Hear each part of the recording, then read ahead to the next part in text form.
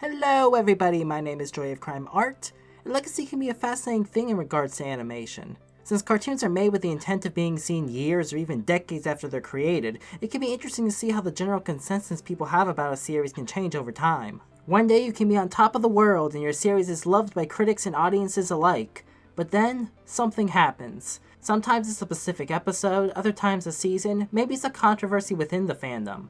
But whatever it is, something happened that caused people's opinions to turn. And suddenly your show has gone from being universally praised to becoming much more divisive, with people arguing when your series fell off, or worse, if it was ever even good in the first place.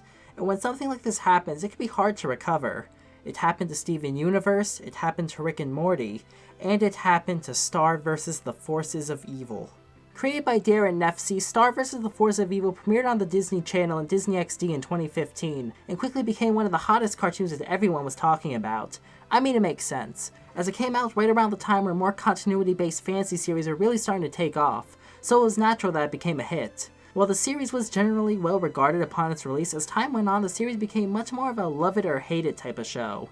And while that's not too uncommon for any show that gains a large following, what makes Star vs. so interesting is that it seems like nobody can agree when the show got bad, if it did at all. Some people say that the quality dipped after the first season, others say the third, some say the fourth, some say the show was good until the finale, and some say that the show was solid throughout. The divide among fans is why I feel confident in calling Star vs. the Forces of Evil one of the most divisive shows of the 2010s, even if the debate around it isn't nearly as volatile as some other series. But now that the series has run its course, I have to ask, does the series hold up at all? Did the show really go downhill? Or is the hate undeserved? That's what I'm here to find out. I feel like I'm in an interesting place to talk about this series because, while I tend to try to keep up with all the big name animated shows coming out, I didn't actually watch most of Star as it was airing. I watched the show until my family cut cable right around the time of the season 1 finale. You know, right around the time people actually started to care about the show. I only caught up with the show years later after the series had finished. So I went into the series mostly blind with the exception of a few spoilers. I just felt like this was important to point out as I feel like it may have had an effect on my view of the show.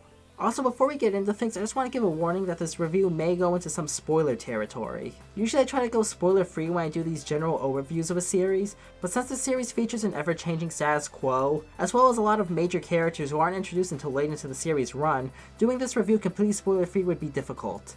So I'm going to be doing this review under the assumption that anyone watching this has already seen the show and are just curious to hear my take on it, or don't care about being spoiled. So if you want to go in blind, I suggest you sign out now. But for everyone else, let's dive in and talk about Star vs. the Forces of Evil, the most divisive show of the 2010s. Star vs. the Forces of Evil follows the adventures of Star Butterfly, a princess from the dimension of Mewni who, upon her 14th birthday, is given a wand of unbelievable magical power. However, after causing nothing but trouble with her newfound powers in her world, her parents, Queen Moon and King River, decide to ship her off to Earth where she can be someone else's problem, where she can learn to master her powers in a safe environment. Yeah, that's it. There she befriends a human boy named Marco Diaz, and the series mainly follows these two as they go on all kinds of magical misadventures about all sorts of evil monsters and ne'er-do-wells who want to take the wand and use the power for themselves. Or at least that's how the series goes at first.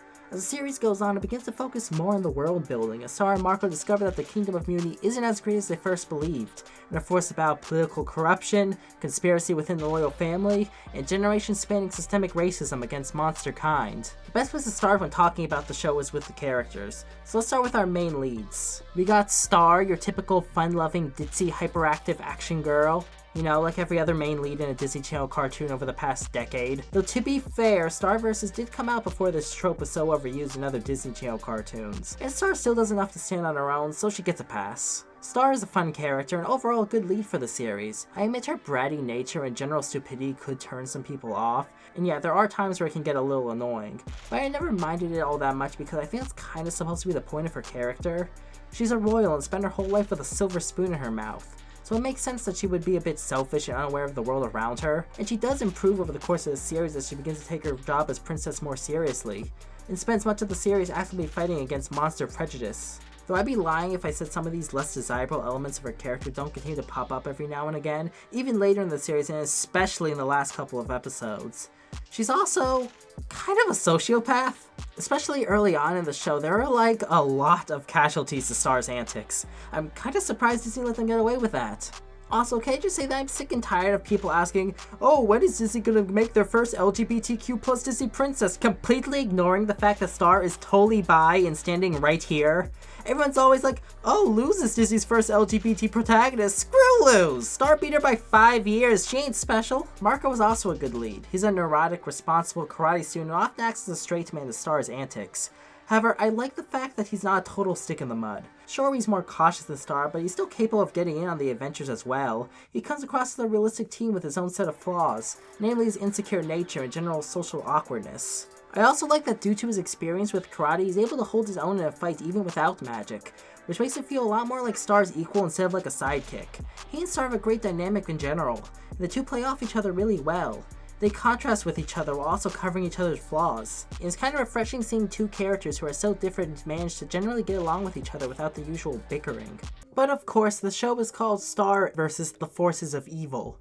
So we also have a wide array of villains, with each season focusing on a different main villain, and something I really like is how all 4 major villains are introduced relatively early on. So the show doesn't suffer from that Dragon Ball Z type of thing where they're like, haha, I know you just defeated the villain, but now there's this even bigger villain who we just haven't mentioned until now. They've always been around in the world, with many of them even starting out as joke villains only to become more serious later down the line, and they manage to do so in a way that feels very believable. The best example of this would be the show's first villain, Ludo, who upon introduction is portrayed as a completely comedic villain who Star could easily take in a fight. But things change when a new, more serious villain, Toffee, usurps him as the season 1 antagonist, stealing his castle and army in the process. Come season 2 and Ludo is left alone, having lost everything, and is forced to toughen up in order to get back what he once had. He builds a new army, stronger than the first. He even finds a new castle to form his base in, and becomes a genuine threat to our cast. Scrappy underdog villains who lost everything might be one of my favorite tropes in fiction. Other examples of this trope used effectively would be Peridot from Steven Universe and Jamak from Kipo. However, while those shows use this trope as an opportunity to make their villains go through a redemption arc, Star goes the other way and uses that as an opportunity to make a character become more of a threat.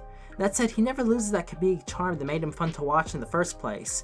Part of me honestly wished Ludo stayed the main villain of season 2, instead of being usurped by Toffee yet again. That said, the series still does a good job giving his arc a satisfying conclusion despite that. Speaking of which, let's talk about Toffee. A radical pro-monster revolutionary who wants to conquer mewni and destroy the royal family in order to bring equality to all monster kind. He's generally considered to be the fan favorite villain, with many people wishing that he had been the villain for the entire series instead of just for the first 2.5 seasons. And I get the appeal. He's threatening, mysterious, has a pretty decent motivation for why he does what he does, and his voice actor Michael C. Hall does a good job giving a chilling performance. However, I always found him to be just an okay villain. He definitely has the coolness factor, but I feel like the series maybe pushed a bit too hard into making him mysterious, as even after watching the whole series, I feel like I don't really know that much about him.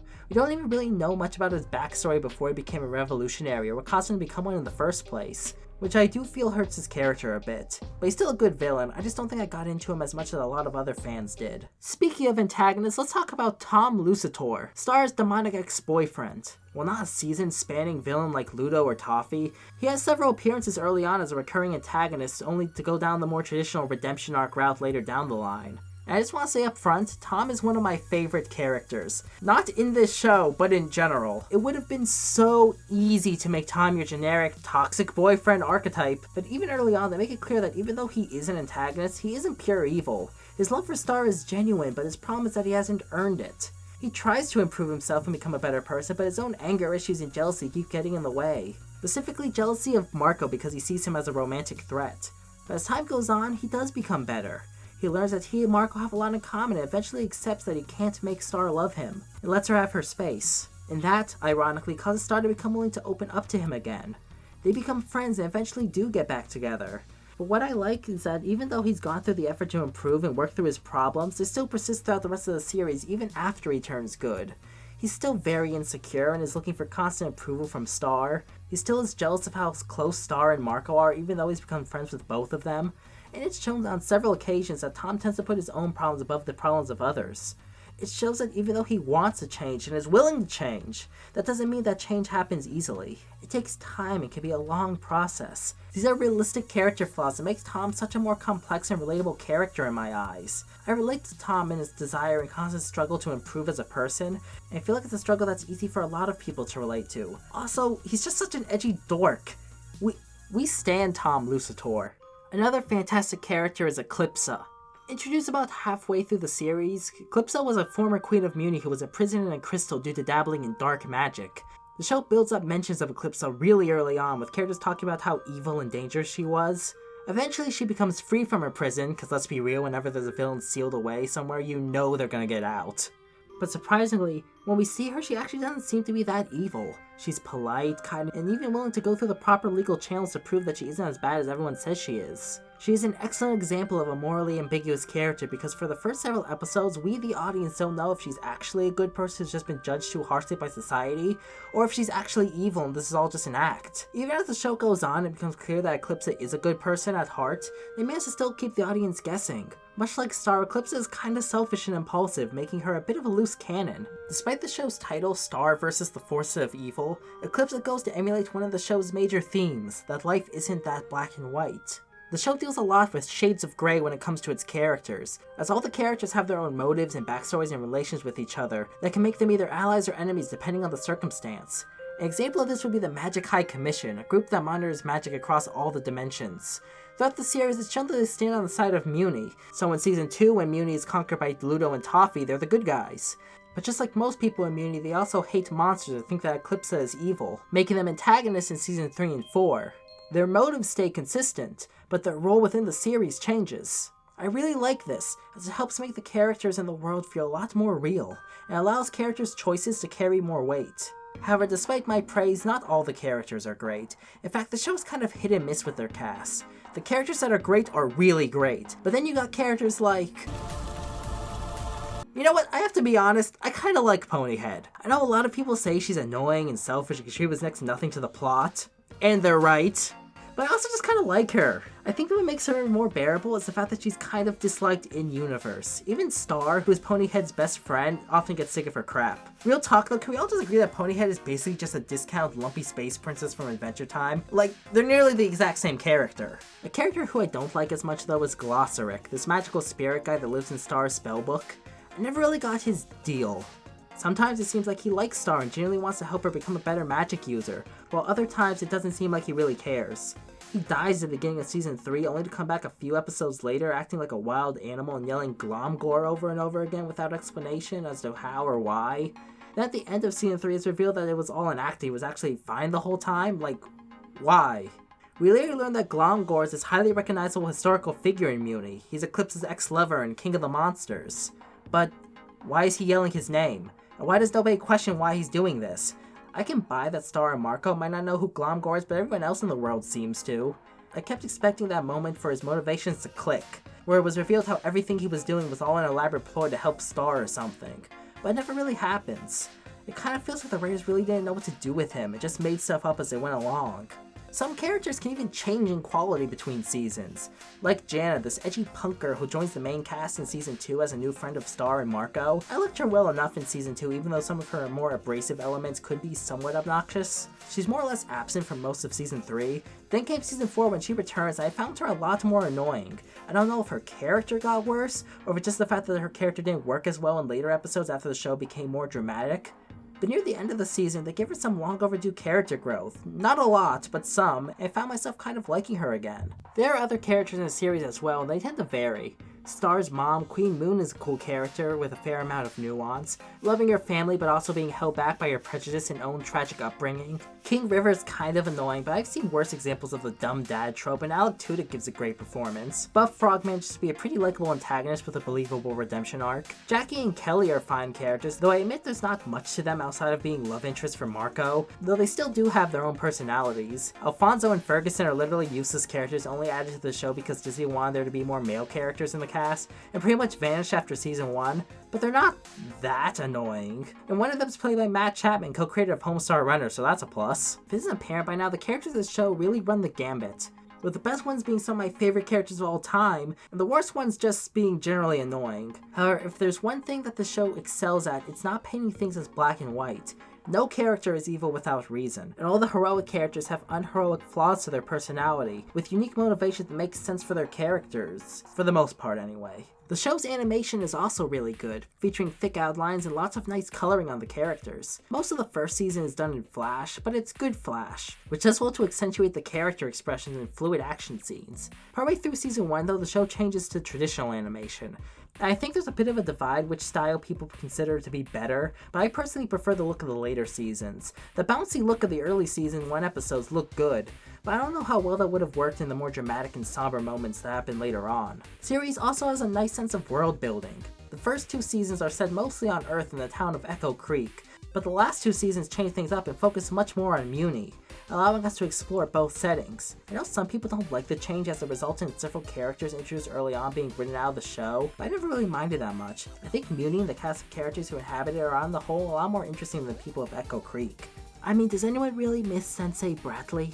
Plus, the change in setting allows us to have a bit of a role reversal, with Marco being the fish out of water, and Star having to show him how her world operates. And even if you prefer the Earth settings, we still cut back to it on occasion, and when you add it all up, this total series runtime between the 2 settings is fairly even. This might be an unpopular opinion, but I kind of like how characters can kind of come and go in this series, as it shows that the world doesn't revolve around Star and Marco. It allows the writers to see which characters people gravitate to and focus on them while keeping the less interesting characters out of the way. And it allows for character arcs to actually have conclusions, without the need of them being drawn out just to keep the characters around longer.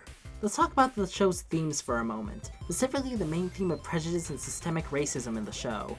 It's handled okay. It's kind of standard stuff and it doesn't go super complex on the issue, but for what it is, it works though. That being said, the show can be a bit confusing in terms of what counts as monsters and what's just a regular race in this world, which can make the metaphor feel a little muddled.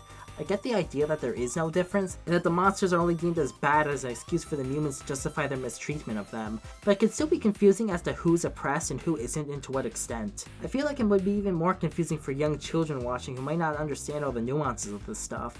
However, the way the show tackles this isn't bad either, and the fact that the show tackles this element at all is admirable. I think it's kind of interesting how the series tackles issues of privilege from the perspective of those who benefit the most from it. It helps the series stand out a lot from other series that tackle similar themes. It provides a unique perspective. But who cares about systemic racism? That's not the real reason people are watching this show. We all know that everyone's really here for the shipping! Yeah, as the series went on, the shipping seemed to have become a much more major element within the series and the fan base. So much so that to many, the increased focus on shipping is often cited as one of the main elements that caused the show to go downhill. However, I never really minded it. I mean, Starverse has always been a bit of a love letter to the shoujo/magical girl genre, and romance is a very important element of those types of shows, so it makes sense that it would be used here. I think it's used pretty well overall. These are just kids struggling through these types of feelings for the first time, so it makes a lot of the stupid decisions that they make feel a lot more believable. Though I admit I did have the advantage of watching it all unfold over the course of a couple months while binging the series, as opposed to people who are watching the series as it aired, who had to watch this love story unfold over the course of years, as well as knowing how the story was going to end ahead of time. Though to be fair, even if I hadn't been spoiled, I'm pretty sure I still would have known. However, this kind of thing isn't your cup of tea, it might end up bothering you, because they do devote a good amount of time to it. But you're probably wondering, who do I ship? Am I Team Starco or Team Tom Star? And honestly, while shipping has never really been something I've ever been that invested in, if I had to pick, I would probably say Team Starco, which may be surprising as I previously went on and on about how Tom was one of my favorite characters of all time, but this is the way I see it. Tom's whole arc is about learning how to get over his jealousy and controlling nature regarding his relationship with Star, and it's shown that even after he's dating Star and has everything he thought he wanted, he still couldn't fully get over his hang-ups. Even though he loves Star and Star loves him, it's clear that the relationship isn't exactly the most healthy, and that they're going in different directions in their lives. Tom knows what he wants, to be with Star, but Star doesn't know what she wants. Not all relationships have to end because one person does something wrong or because one of the parties involved is a bad person. Sometimes two people just aren't compatible in that kind of way. And seeing Tom be the one to break up with Star just shows how far he's come as a character. Plus, like I said earlier, Star and Marco have great chemistry, so I do generally see them working as a romantic couple beyond the fact that they're the two main leads. Besides, Tom Star is technically incest, so... Oh wait, you didn't know about that? Yeah, according to the official Star vs. the Force of Evil Magic Book of Spells, Star's great-great-great-grandmother, Rena Butterfly, was in a relationship with John Rochely, a second cousin to the Lucitors. Now granted, that would mean that Star and Tom aren't that related. They'd be like 6 cousins. And in terms of medieval royalty, that's honestly pretty good. But still. Not that even matters, since we later find out that all Mewmins are descendants from like 5 random people anyway. So Star, and by extension all Mewmins, would be crazy inbred anyway. This might explain a few things. But despite how heated the Flame Wars can get, I think we can all agree that Tomco is the best ship anyway. Like, come on now. Too little, too late. I like this. So yeah, even the shipping element didn't bother me. To be completely honest, while the show did have some problems here and there, I found myself enjoying the series well into the 4th season. But I knew it was coming. Since I was watching the series long after the series had concluded, I had heard things about the finale. A finale that figuratively cleaved the fan base. But in order to talk about the finale, we have to go back a few episodes and talk about everything leading up to it. Obviously, spoilers ahead. To briefly recap, at this point in the series, Eclipsa had become Queen of Mewni alongside her husband Glomgor after Star relinquished the crown to her during her brief reign as queen in the Season 3 finale. And many of the Mewmins who were upset by Eclipsa's new pro-monster policies had left to live in the forest with the former Queen Moon. Meanwhile, the series had gained a new main villain, Mina Loveberry, a legendary monster fighter from generations far gone, who had begun building up an army to invade Eclipsa's castle and take Mewni back from the monsters. A lot of people I hear don't like Mina as a final villain, but I was honestly surprised by how threatening they were able to make her despite how goofy she is. Her backstory about basically being a magically altered super soldier driven to the point of insanity really helps give her sympathy. Like I said, in the show, everyone is painted with shades of grey, even genocidal lunatics. She invades with a Solarian Knight, a giant magic-powered mech that it takes all of our heroes working together to barely defeat, until it's revealed that it was only one of many. It's an amazing twist that really leaves you wondering how our hero's gonna get out of this one.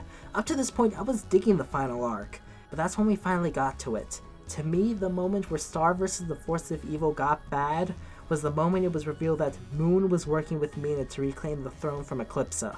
I just don't think it fits Moon's character to do this. While it's shown throughout the season that Moon doesn't agree with Eclipsa's more extreme policies, it was still shown that while she may be against Star's decision to give the crown to Eclipsa, she still acknowledges that Star was queen at the time and was well within her rights as queen to decide what was best for her kingdom. In previous episodes, she seemed genuinely happy not having the responsibility that comes with being queen anymore, but now she suddenly wants her kingdom back? If she really wanted it back, all she had to do was say so from the start. At the start of the season, most Mewmins still hated Eclipsa. I don't think it would have been that hard to stage a coup if she really wanted to, especially since the Magic High Commission and all of Mewni would have been on her side, so why would she have to work with Mina, who Moon knows is insane and racist even by her standards? Sure, Moon and Eclipsa definitely don't see eye to eye in a lot of things, but Moon still wouldn't want her dead, and Moon knows that Mina wants to kill her. I know she thought she could control Mina's army, but that's still a big risk. It seems uncharacteristically reckless for a character as intelligent as Moon to make these choices. So then, after it turns out that Moon can't control Mina's army, our heroes are basically screwed and are forced to hide out in this special tavern located at the edge of the universe to wait things out, while Mina begins rounding up all the monsters in Mewni. They are all trying to figure out a plan of how to possibly defeat Mina's army when Star suddenly goes on this rant about how magic is bad and that magic is the cause of all their problems. This idea has been brought up a few times in the series, but overall it's never really been portrayed as a major aspect. But suddenly the show treats it like this is all magic's fault, and everything would be better if it was just gone. And that's when Star comes up with the genius plan to go to the magic dimension to destroy the magic, thus making Mina's Solarian Knights useless. And while I admit that yes, they are very much pushed up against a wall here, that has to be one of the most overkill ideas they could possibly think of. Now, I've seen a lot of people online saying that by doing this, Star would be committing mass genocide on a multiversal scale, potentially destroying many universes in the process. And I think that's a bit of a reach. From what we've seen throughout the series, it seems to me at least that magic is a kind of a rare thing in the multiverse, reserved mostly for the Mewni royal family. I mean, if magic was so common, there wouldn't be so many villains who would be going after Star's wand specifically. And I see very little implying that there are whole universes that are completely reliant on magic outside of Mewni. That said though, this would result in the death of a lot of people. All the members of the Magic High Commission, all the sapient spells inside Star's wand, all the living beings in the magic dimension, but Star really seems to only be concerned about the fact that once magic is destroyed, all the people who come from parallel universes will return to their home universe, which means she won't be able to stay with Marco, which makes Star seem beyond selfish and genuinely pretty horrible. Everyone seems to be on board with this plan though, even characters like Heckaboo and Glossaric, who would die as a result of this plan. and our heroes travel to the magic dimension to destroy the magic, which they do, defeating Mina's forces and leaving her powerless. She still manages to escape, however, because no one decides to actually, try to arrest the person who just committed a political coup and nearly committed mass genocide. She just let her walk off, because she's powerless now.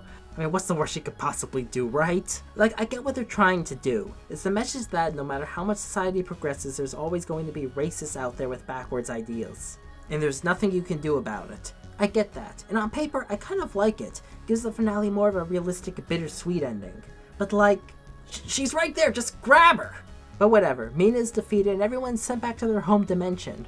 But somehow, through the power of love, I guess, the universes of Earth and mewni begin to merge, thus allowing Star and Marco to be together. Happy ending, I guess? I don't know, like Star and Marco being together is treated as a good thing, but we also see humans screaming as their world is now overrun with monsters. Is this supposed to be a joke? A bittersweet ending? I'm not really sure. Now, in concept, the idea of the universes merging is actually a pretty interesting idea, and it feels like a natural progression of the show's themes of racial tolerance and mutual understanding. Now that we have at least semi-tolerance between monsters and humans, we can now have an arc about trying to bridge the cultural gap between Earth and mewni. Plus, it'd be a good way to appease people who enjoyed the earlier seasons focusing on Echo Creek, and fans of the later seasons who prefer stories set on mewni. It's not a bad idea, but it needed to A, be set up better, and B, be given more time to be fully fleshed out. I get that was designed to be a sequel hook, but it's not like this is something that the series had been building up to this point where the audience can put together what happens next. As is, it's just weird. So yeah, the last couple of episodes of Star Vs were a total mess. It's kind of fitting that the finale of Star just happened to come out the same day as the finale of Game of Thrones, because that's what this feels like. While I'm not going to act like there weren't some parts of the finale I liked or some good ideas sprinkled throughout, this finale was pretty bad. How do you have a show that preaches acceptance and equality and ended on our main characters committing genocide? And just act like it's okay. But hey, genocidal problems call for genocidal solutions, am I right? And the worst part is that the series didn't have to end this way, because the show actually had a pretty good episode about halfway through season 4, Coronation, which could have acted as a great series finale, with the series ending with Eclipsa as queen and ruling mewni with Glomgor by her side, with the Mewmans finally accepting monsters. You have to change a few things, like wrap up the Mina plot and get Star and Marco together a little earlier, but other than that it would have really worked. Admittedly, it may have ended up feeling more like a finale for mewni as opposed to a finale for Star as a character, but it would thematically fit with the message of the series. Or if you really want to keep the finale more intact, just don't have Star destroy the magic. Just have Star, Moon, and Eclipsa go off and do the one thing the three have never actually tried doing, working together, and have them defeat Mina the old-fashioned way. They even allude to this idea in the tavern episode before Star goes on her whole "we have to destroy the magic" kick. It's a bit ironic to think that a show that's whole message about unity could end up being so divisive with its audience. I genuinely believe that had this show ended on a better note, people would be able to look past a lot of its flaws and look back at the series a lot more fondly. To the people who don't like Star vs. the Forces of Evil, I can understand where you're coming from. Even ignoring the finale, there are things to not like. A lot of things aren't very well explained, theories can be repetitive with the frequent shipping and racism is bad episodes, and some of the characters can be a bit annoying, including our main leads at times. That being said though, I have to say, I just can't bring myself to hate this show. I don't know what it is, but I just found myself getting really invested into this series. Maybe it was due to me hearing so many bad things about the later seasons that I had low expectations, and while that may have been part of it, I don't think that's the whole reason. When you watch as many cartoons as I have, and for as long as I have, it becomes a lot harder for things to impress you. Sometimes it can feel like you're just checking shows off a box. But watching this show brought me back to the way I felt back in the early 2010s when I was just starting to get into these types of series. For all of Star's flaws, and trust me, there are many flaws, it felt like it was doing something unique. Like it was its own little world that wasn't quite Adventure Time and not quite Steven Universe, and the series stuck with me after I finished watching it, which is surprisingly kind of rare. Star vs. the Forces of Evil is a flawed show. Very flawed. Unbelievably flawed. But I'd rather have a flawed show that's unique than a perfect show that's something I've seen a million times. Trust me, I get it. Watching a series you love go downhill can definitely hurt. I've been there. But it shouldn't take away from all the good things the series was able to accomplish up until that point. Sometimes the journey can be more important than the destination. And that's how I feel about this series. Star vs. the Force of Evil isn't going to be for everyone, and if you've somehow made it this far into the review without seeing the show, I hope I've said enough to help you figure out if this show is right for you.